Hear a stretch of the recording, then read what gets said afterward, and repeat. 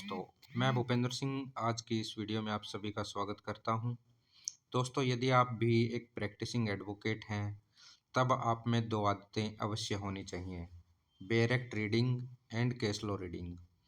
तो दोस्तों, यदि आपको भी बेयर एक्ट पढ़ने में बोरियत महसूस होती है, आप अकेले बैठकर बेयर एक्ट नहीं पढ़ पाते और आप चाहते हैं कि आप में ये हैबिट डेवलप हो जाए, तब दोस्तों आप भी मेरे साथ साथ बेयर एक्ट रीड कर सकते हैं।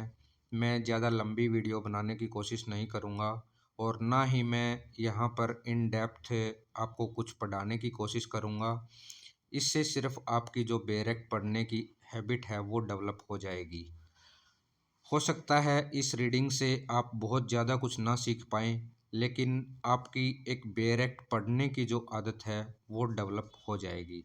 तो दोस्तों, चलिए शुरुआत करते हैं। छोटी छोटी वीडियो में हम पूरे बेयर एक्ट को कवर कर लेंगे।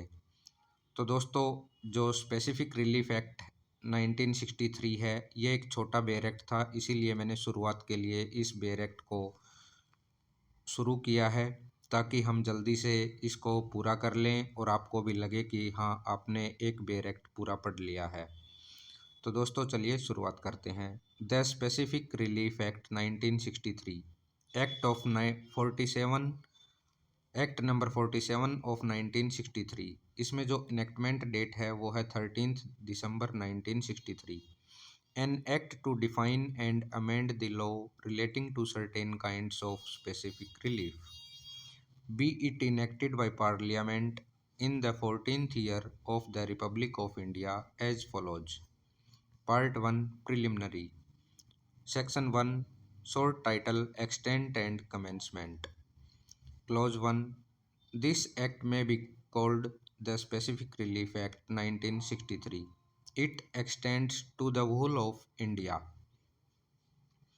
It shall come into force on such date as the central government may by notification in the official gazette appoint. दोस्तों, यहाँ पर जो इसका एक्सटेंड है वो होल ऑफ इंडिया में कब से हुआ है, ये यहाँ पर पॉइंट 1 में मेंशन किया गया है। The word except the state of Jammu and Kashmir omitted by act 34 of 2019। और जो इसकी एनफोर्समेंट डेट है वो है 1 मार्च 1964, जो हमने सेक्शन 1 में देखा।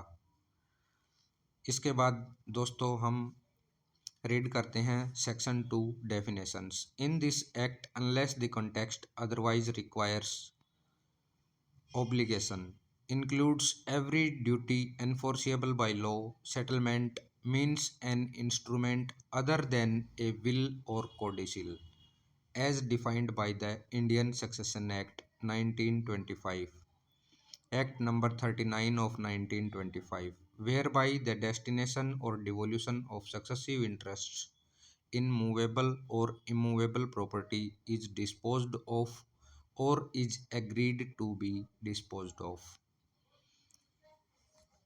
Trust has the same meaning as in section 3 of the Indian Trusts Act 1882, Act number 2 of 1882, and includes an obligation in the nature of a trust within the meaning of chapter 9 of that act.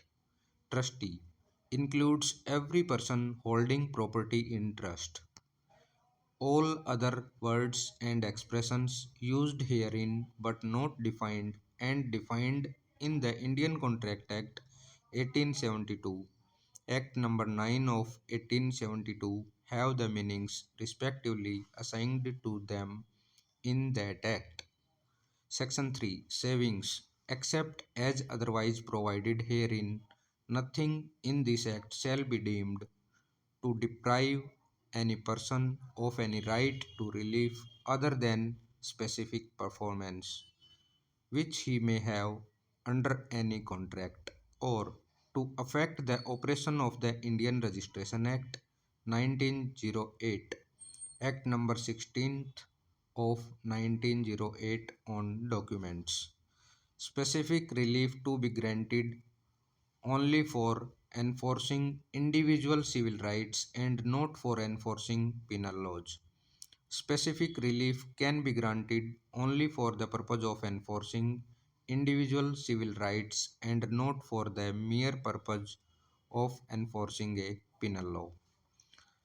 Friends, video को short रखने के लिए आज हम सिर्फ section 4 तक ही हमने read किया है। नेक्स्ट वीडियो में हम सेकंड पार्ट से स्टार्ट करेंगे।